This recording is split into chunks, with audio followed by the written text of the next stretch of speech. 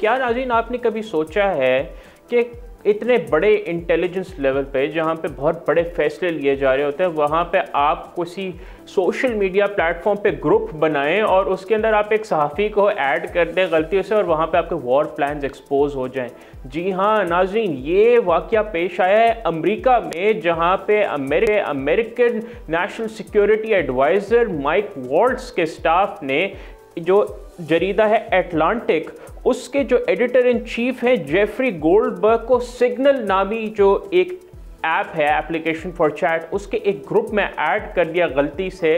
और वहाँ पे यमन के हवाले से जो मिलिट्री ऑपरेशन जो हूथी बागियों के ख़िलाफ़ हो रहे हैं, उस हवाले से जो स्पेशल ऑपरेशंस हैं वो डिस्कस हो रहे थे। और माइक वॉल्ट्ज़ का ये कहना है कि उनके स्टाफ ने गलती से वहाँ पे ऐड कर दिया और वो इस वजह से क्योंकि उनका कोई गलत नाम से नंबर सेव हुआ था। और नाज़रीन जब से ये खबर आई है पूरी दुनिया में तहलका मच गया है कि जो वॉर प्लान्स हैं अमेरिका के, जो मिलिट्री ऑपरेशंस हैं या कोई भी जो नेशनल सिक्योरिटी के हवाले से हसास मालूमात हैं, वो उन्होंने एक ग्रुप बनाया और उसके अंदर एक सहाफ़ी को डाल दिया और उसको एक्सपोज कर दिया और उसको तकरीबन तमाम उसे एक्सपोज कर दिया।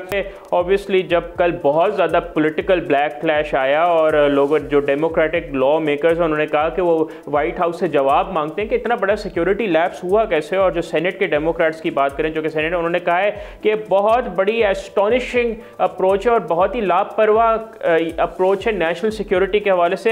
एंड इनफैक्ट उन्होंने ये भी कहा कि सिग्नल जैसी अनअप्रूव्ड मैसेजिंग ऐप्स जिसमें कोई आइडिया नहीं कि चाहे उसकी कन्वर्सेशन इनक्रिप्टेड भी है, वहाँ से लीक हो सकता है कि वो इतने बड़े डिस्कशंस और नेशनल सिक्योरिटी के लिए इस्तेमाल ही क्यों हो रही है।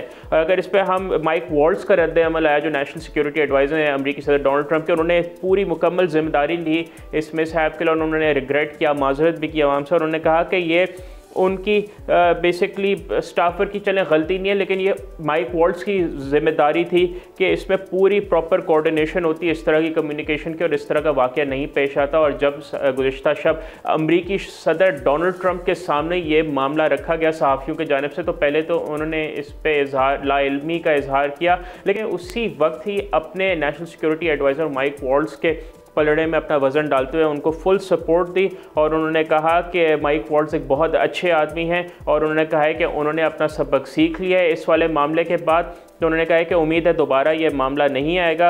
और उन्होंने कहा कि ये कोई इतनी बड़ी चीज़ नहीं है, कोई इतना सिग्निफिकेंट इंसिडेंट नहीं है और उसका कोई इम्पैक्ट नहीं पड़ा पूरी मिलिट्री ऑपरेशंस पर। उन्होंने मज़ीद भी ये कहा कि उनको अपनी टीम पर मुकम्मल एतमाद है और ये एक बहुत बड़ा माइनर इशू। उन्होंने कहा कि जब से वो आए हैं 8 हफ्ते में ये एक छोटा सा माइनर ग्लिच है और कोई सीरियस बात नहीं, और मीडिया इसको बहुत ज़्यादा आउटप्ले कर रहा है उनकी हुकूमत को डिस्क्रेडिट करने के लिए। जो डिफेंस सेक्रेटरी हैं पीट हेग्सेथ, उन्होंने कहा है कि कोई भी वॉर प्लान्स नहीं टेक्स्ट हो रहे, तो इस वजह से सिग्नल का इस्तेमाल में कोई मसला नहीं है। और जो कैरोलिन लेविट हैं जो प्रेस सेक्रेटरी हैं, उन्होंने कहा कि कोई भी क्लासिफाइड इंफॉर्मेशन नहीं शेयर हुई थी इस चैट के अंदर। मजीद जो नेशनल सिक्योरिटी काउंसिल है उन्होंने कहा कि बेसिकली इस तमाम जो ग्रुप चैट थी सिग्नल की, इस पर बिल्कुल इफेक्टिव पॉलिसी कोऑर्डिनेशन हुई जिम्मेदारी के साथ। लेकिन ये एक तरह से फ़नी और तशवीशनाक ज़रूर है कि इतने इंपॉर्टेंट मामला को डोनाल्ड ट्रंप की टीम किस तरह से डील करी है। हाँ, लेकिन जिस तरह के मामला अमेरिकी सदर डोनाल्ड ट्रंप के रहे हैं, फ़नी मामला भी रहे, कुछ सीरियस मामला भी रहे, तो ये नहीं कह सकते कि कोई उनके हवाले से बहुत ज़्यादा अनएक्सपेक्टेड बात है। लेकिन है तो ज़रूर इस तरह का वाक़या शायद ही कभी हमने पहले देखा हो रिसेंट पास्ट में। सब्सक्राइब करें और बेल दबाएं ताकि कोई खबर रह न जाए।